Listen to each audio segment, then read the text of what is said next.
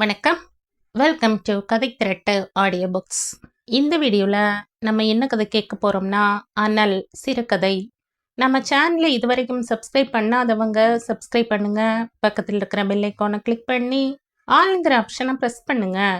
So that நான் போடுற கதைகளை உடனுக்குடனே நீங்கள் கேட்கலாம். வாங்க கதைக்குள்ளே போகலாம். என்ன மகா, உங்கள் 2 பேரையும் 4 நாளாக காணோம். இவ்வளவு நாள் வராம நான் இப்பதான் பார்க்கறேன். என்னாச்சு? கோவிந்தனுக்கு விட்டு விட்டு காய்ச்சல் அடிச்சுட்டே இருந்துச்சுன்னு சொன்னேன் இல்லம்மா. டைபாய்டு காய்ச்சலாம். டாக்டர் ஊசி போட்டு மாத்திரை கொடுத்தாரு. பத்தியமா சாப்பிடணுமாமில்ல. கண்ணு மறைஞ்சா கண்டதையும் திம்பானே, அதான் நின்னுட்டோம். இந்த மாசம் யார் கண்ணுல முழிச்சனோ மொழி பிதுங்குது. துணிகள்லாம் நின்னு போச்சுமா. பையனுக்கு பரவாயில்லையா? இன்னும் 1 மாசம் ஜாக்கிரதையா பார்த்துக்கணுமே. எங்க விட்டுட்டு வந்த? இவரோட தங்கச்சி வீட்டுல நல்லா பார்த்துக்கும். மகேஸ்வரி எங்கள் வீட்டு ஸ்டோர் ரூமை திறந்து அவளுடைய இஸ்திரி பெட்டியை எடுத்து கொண்டு போனாள். அதற்குள் அவள் புருஷன் பாபு இஸ்திரி வண்டிக்கு அடியில் வைத்திருந்த கறியை எடுத்து சூடு பண்ணி கொண்டிருந்தான்.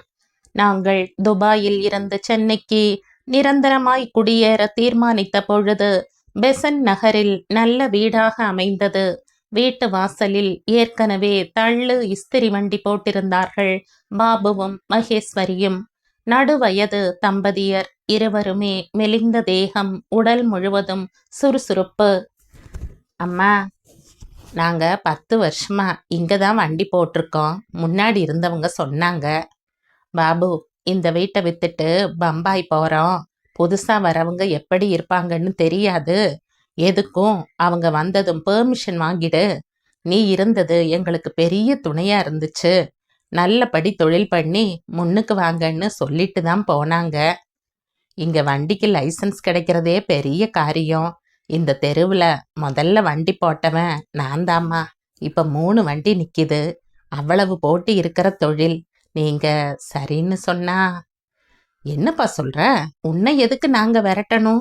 வீட்டு வாசல்ல இஸ்திரி வண்டி இருந்தா என்ன கசக்குமா? நீங்க இருக்கிறது ஒரு காவலாச்சே. கவலையே படாத. ஏங்க, உங்ககிட்ட ஒன்று சொல்லணும். சொல்ல. முதல்ல அந்த பேப்பரை மடிச்சு வைங்க. நான் கேட்டுக்கிட்டே தான் இருக்கேன். சொல்லு. சரி, நான் அப்புறமா சொல்றேன். ஐயய்ய, உன்னோட பெரிய வம்பா போச்சு. சொல்லு.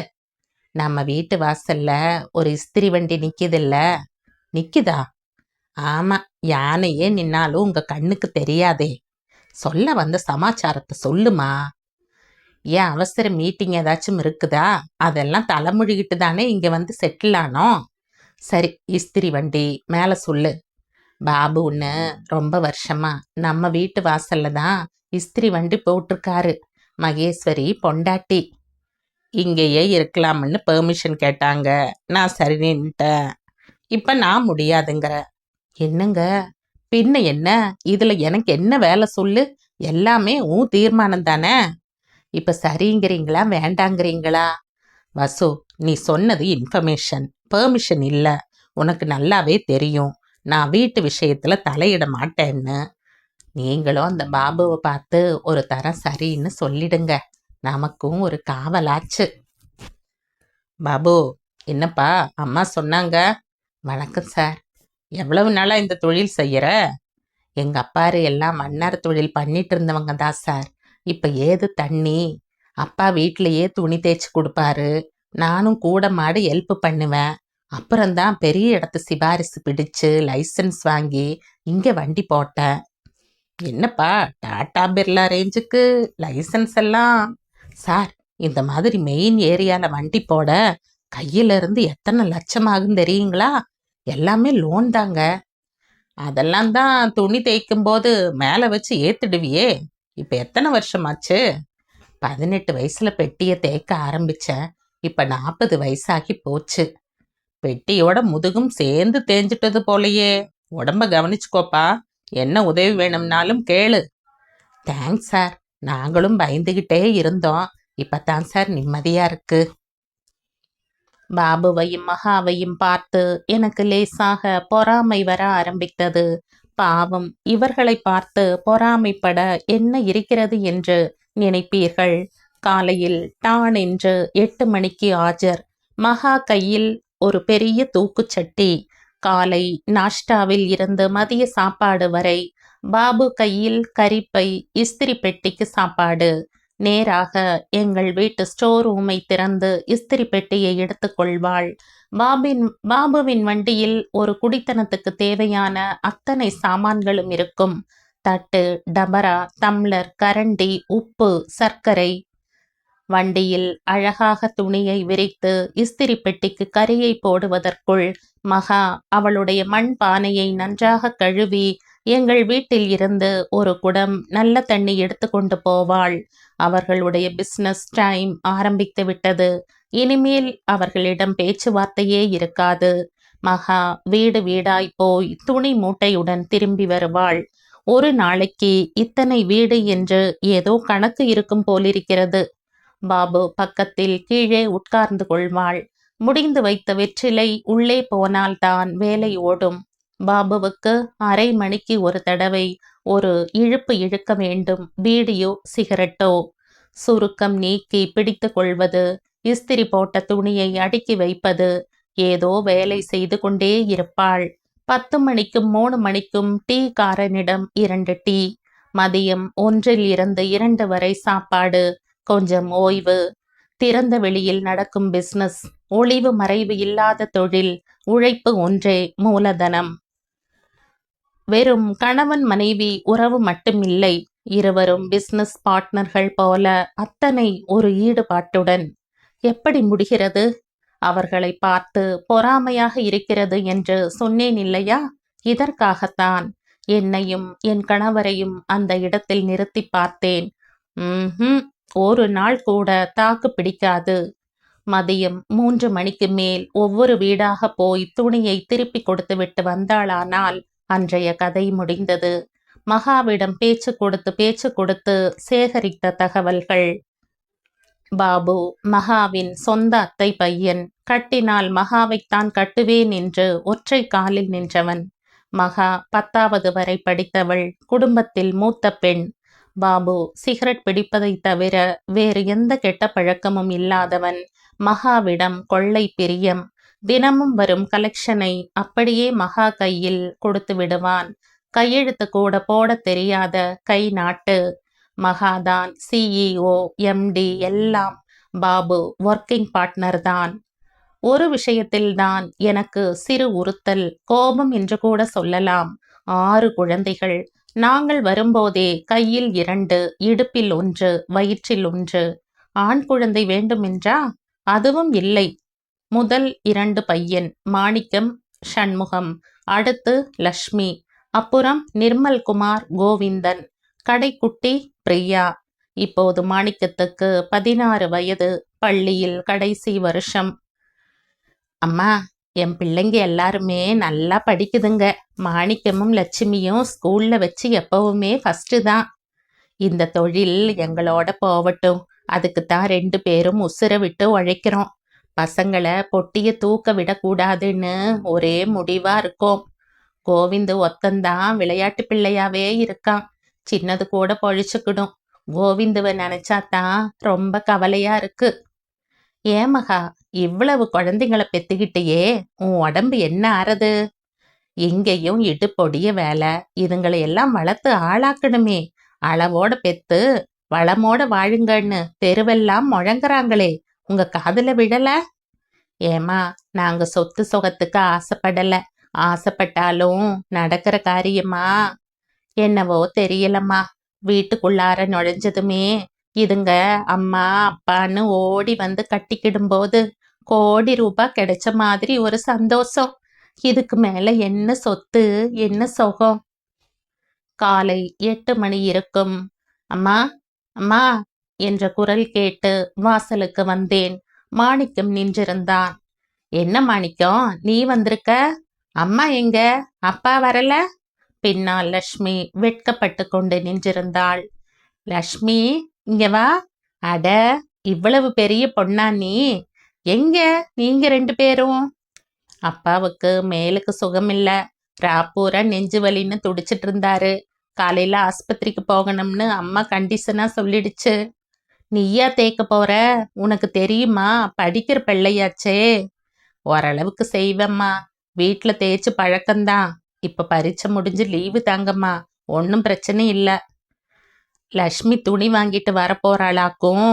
தூக்க முடியுமா? பதில் சொல்லாமல் சிரித்தாள். இதோ ஸ்டோர் ரூம்ல இருக்கு பாரு பொட்டி. லக்ஷ்மி, சாப்பாடெல்லாம் நான் கொடுத்து அனுப்புறேன். நீங்க ஒன்றும் சிரமப்பட வேண்டாம். வேண்டாங்கம்மா, அம்மா எல்லாமே செஞ்சு கொடுத்துருச்சு. சாப்பிடும்போது கொஞ்சம் ஊறுகாய் மட்டும் கொடுத்தீங்கன்னா போதும். மாணிக்கம் தான் பேசினான். லக்ஷ்மி சிரித்து கொண்டே நழுவி விட்டாள். மனதில் ஏதோ அழுத்தியது. படிக்கிற பையன். பெட்டியை கையால் கூட தொட விடமாட்டேன் என்ற வைராகியத்தில் இருந்த மகா. நம் கையில் என்ன இருக்கிறது?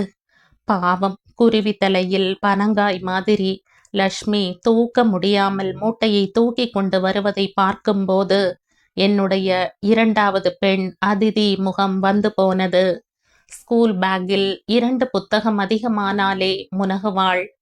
அம்மா, இன்னைக்கு உங்க வீட்டு துணியை எடுத்துக்க சொன்னாங்க. மற்ற வீடுங்களை நானு வந்து பார்த்துக்கிறேன்னு சொல்லிச்சு. நீ போ லட்சுமி, நான் துளசி கிட்ட கொடுத்து விடுறேன். 3 மணிக்கெல்லாம் முடித்து விட்டு கிளம்பி விட்டார்கள். எனக்கு மனசே சரியில்லை. நம்ம பாபுவுக்கு உடம்பு சரியில்லையாமாங்க. நெஞ்சு வலியாம். இன்னைக்கு மாணிக்கமும் லட்சுமியும் தான் வந்திருந்தாங்க. பாவம், படிக்கிற பசங்க. சதா சூட்டிலேயே நிக்கிறான். பத்தாததுக்கு பெட்டியை தேக்கிறன்னா சும்மாவா? பசங்க அப்பா அம்மாவுக்கு உதவியா இருக்கிறதுல என்ன தப்பு? நாம தான் குழந்தைகளை ஒரு வேலையும் செய்ய விடாம செல்லம் கொடுத்து கெடுக்கிறோம். அவங்களுக்கு அதெல்லாம் கட்டுப்படியாகுமா? அன்றைக்கு முழுவதும் தூக்கம் இல்லாமல் புரண்டு புரண்டு படுத்தேன். 3 நாளாய் மாணிக்கம் தான் வந்தான். பாபுவுக்கு இருதயத்தில் ஏதோ கோளாறு இருப்பதாயும் இன்னும் டெஸ்ட் எடுக்க வேண்டும் என்றும் சொன்னான்.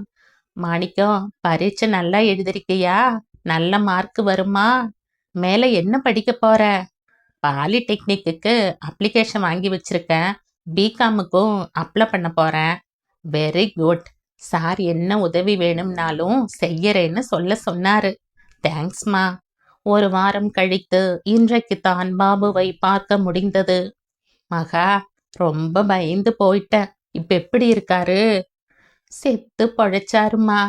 இப்போதைக்கு உசுருக்கு ஆபத்தில்லைன்னு சொல்லியிருக்காரு. இதயம் ரொம்ப பலவீனமாயி போயிருச்சாம். கனமான பொருளை தூக்க கூடாதுன்னு சொல்லிட்டாரு. பின்ன எதுக்கு அவசர அவசரமா வந்தீங்க? பெட்டி தேய்க்க முடியுமா? மாத்தி மாத்தி செய்யலாம்னு இருக்கோம். இதை விட்டா வேற பொழப்பு தெரியாதேம்மா. கடன் வேற கழுத்தை நெரிக்குது. பாவம் லட்சுமி தான் வீட்டை பார்த்துக்குது. பாபு கருத்து போய் இன்னும் மெலிந்திருந்தான். அடிக்கடி இருமல் வேறு. 10 மணிக்கு ஒரு பிளாஸ்கில் ஹார்லிக்ஸும் கொஞ்சம் பழங்களும் கொடுத்து விட ஆரம்பித்தேன். இவர் பாபு கையில் 10,000 கொடுத்து ஆஸ்பத்திரி செலவுக்கு வைத்து கொள்ள சொன்னார். காலையில் பாபு, மதியம் மகா. Division of labour. என் கண் பட்டிருக்குமோ?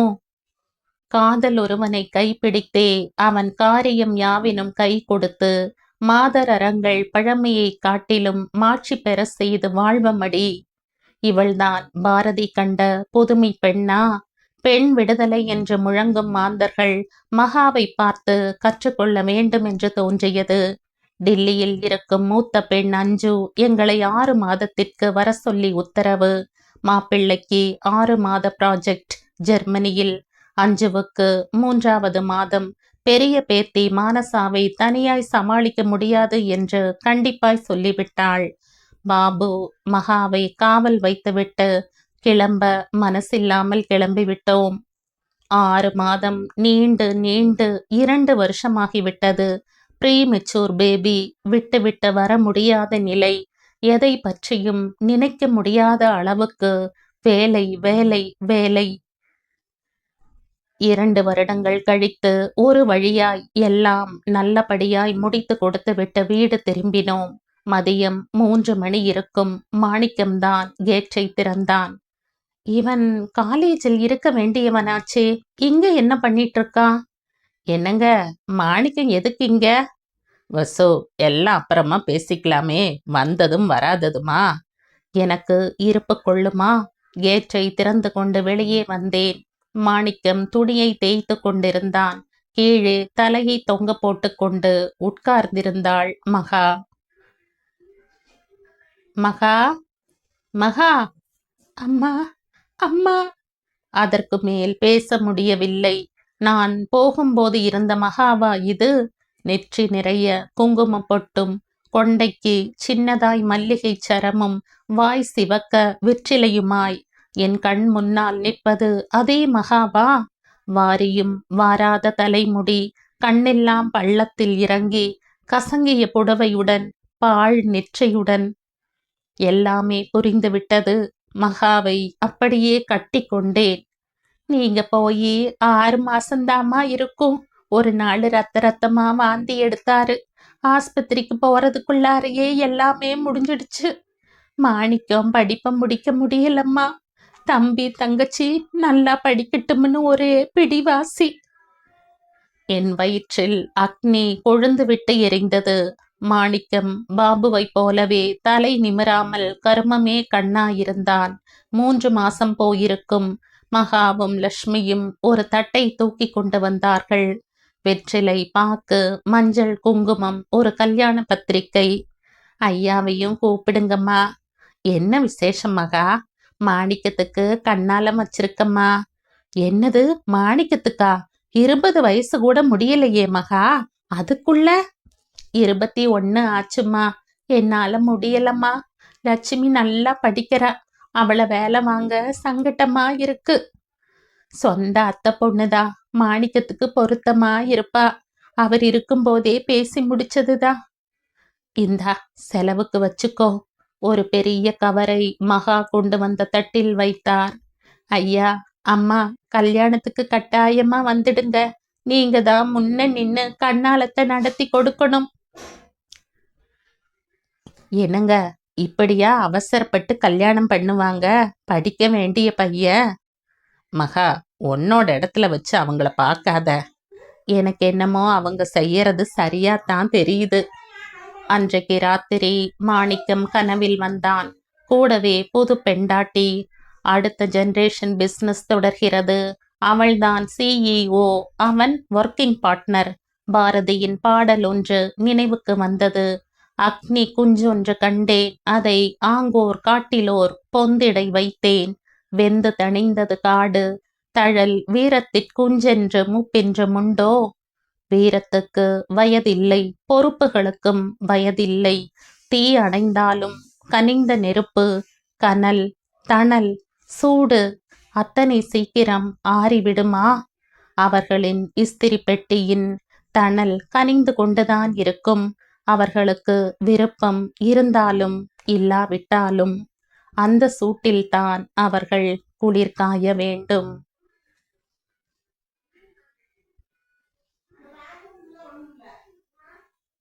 இதோடு இந்த கதை முடியுது. இந்த கதை உங்களுக்கு பிடிச்சிருந்தா லைக் பண்ணுங்க, ஷேர் பண்ணுங்க, சப்ஸ்கிரைப் பண்ணுங்க. மற்றும் ஒரு இன்ட்ரெஸ்டிங்கான கதையோட அடுத்த வீடியோல சந்திப்போம். பாய். தேங்க்யூ.